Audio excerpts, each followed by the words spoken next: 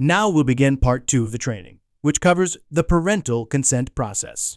There are two types of parental consent for surveying students. Active, where the schools must obtain explicit permission from the parents or guardians for their child to take the survey.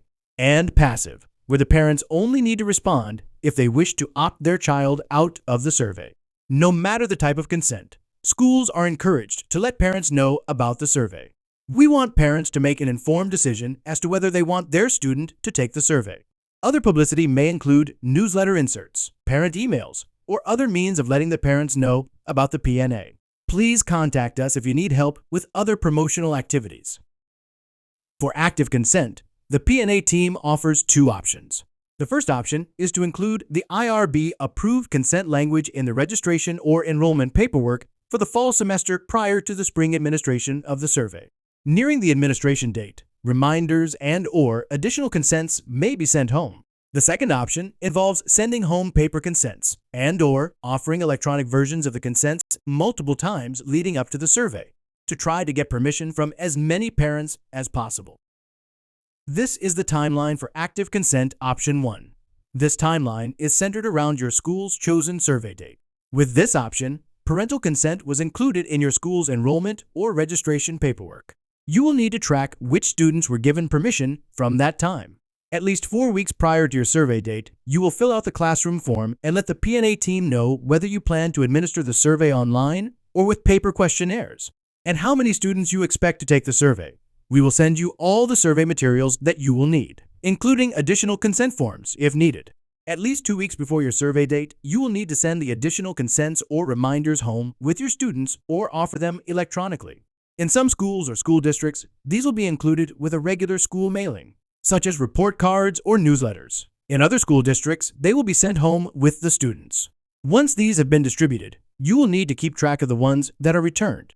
To prepare for the administration of the PNA, you will choose a location or locations to administer it that will accommodate the number of students taking the survey and the type of survey being administered, whether it is online or paper.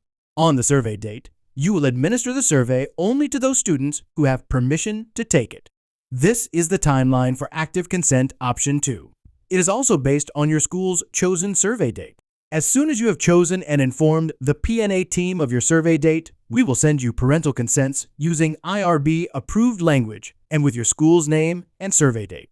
We will send you a file to print out your own or to distribute electronically. We are also happy to print the consents and ship them to you.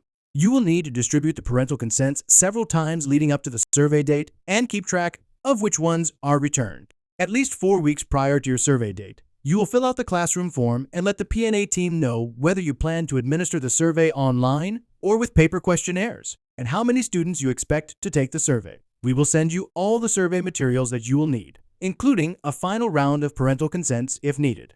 To prepare for the administration of the PNA, you will choose a location or locations to administer it that will accommodate the number of students taking the survey and the type of survey being administered, whether it is online or paper.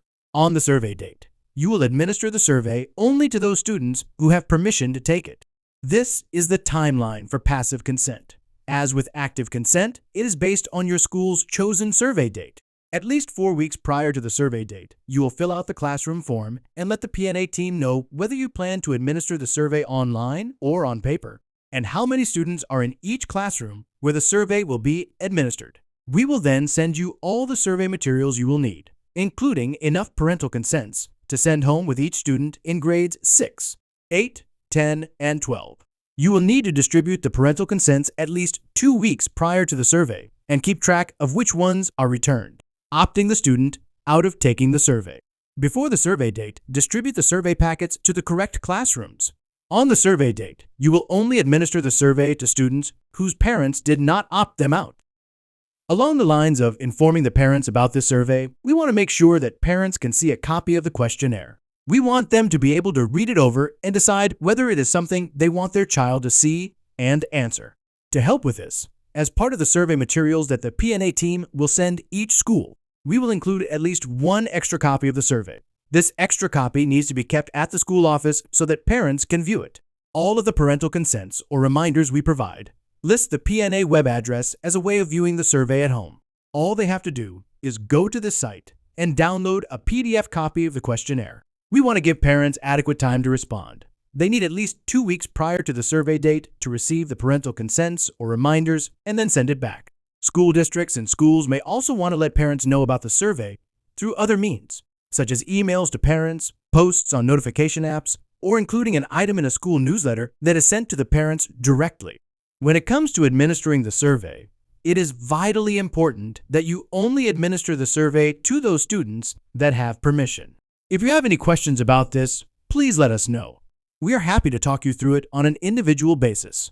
The school needs to keep track of who returns the parental consent and ensure that the survey is given only to those students whose parents have given permission based on the consent process in your district.